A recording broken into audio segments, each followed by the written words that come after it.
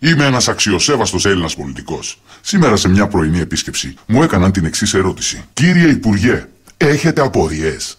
Κοίταξε να δεις. Εγώ ξυπνάω το πρωί στις 9. Βρίζω την τύχη μου γιατί πρέπει να σηκωθώ από την ξάπλα μου. Φωνάζω της γυναίκας, φτιάξε ένα καφέ. Και αν δεν το πετύχει στα γούστα μου, τι διάλογο στέλνω. Και εκείνη λέει: Συγγνώμη, δεν θα ξανασυμβεί, αγάπη μου. Μπαίνω στο μπάνιο, ξυρίζομαι, βάζω τις κολόνιες μου, ντύνομαι και χωρίς να πω αντίο, φεύγω για τη δουλειά. Βρίζω το γείτονα γιατί μου τη δίνει πρωί-πρωί να το συναντώ. Μπαίνω στο αυτοκίνητο, ξεκινάω, κατεβάζω το παράθυρο και ρίχνω μια ροχάλα όλη δική μου. Σταματάω για τη ρόπιτα, την τρώω και πετάω το χαρτί στο δρόμο. Όταν φτάνω στο γραφείο, μια θέση που πήρα βάζοντας μέσο φυσικά, υπογράφω μερικές ακάλυπτες επιταγές. Παίρνω λεφτά από το ταμείο χωρίς να τα δηλώνω. Κλείνω δουλειές με πλαστογράφηση και απολύω όποιον θέλω. Ώσπου να έρθει εκείνη η γλυκιά η ώρα να σχολάσω. Μπαίνω στο αυτοκίνητο, τρέχω στους δρόμους σαν τρελός. Το φανάρι είναι πράσινο, γίνεται γρήγορα κίτρινο. Πατάω γκάζι για να προλάβω. Αλλά αυτό γίνεται κόκκινο. Εγώ όμως δεν σταματάω και μου φωνάζουν.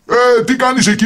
Εγώ όμως τους μουτσώνω, βρίζοντας. Καθώς οδηγάω, παίρνω τηλέφωνο τη γυναίκα στο σπίτι και ρωτάω: τι έχουμε για δείπνο? Και εκείνη μου απαντάει: Πον φιλέ, αλλά κρέμα, αγάπη μου. Έρχεσαι? Εγώ όμως της λέω δίθεν ότι δεν μου αρέσει το φαΐ. Άσε, θα φάω με το φίλο μου τον Αλέξη. Ψέματα, με την κόμενα θα φάω. Παίρνω λοιπόν το μωρό, λαδώνω μερικούς για να περάσουμε καλά και όταν βαρεθώ γυρίζω σπιτάκι μου επιτέλους. Όπου αφήνω παντού από τσίγαρα, στάχτες και άδεια μπουκάλια με αλκοόλ. Πριν πέσω για ύπνο και μετά το πατεριμόν, λέω δόξα τω Θεώ που με έκανες ένα χαρισματικό άνθρωπο προς μίμηση όλων. Το σοβραγό το πετάω κάτω για να το μαζέψει εκείνη. Είμαι τόσο ευτυχισμένος. Πώς το σκέφτηκαν και με αποκαλούν λαμόγιο, δεν μπορώ να καταλάβω ρε φίλε. Αυτή είναι η απορία μου.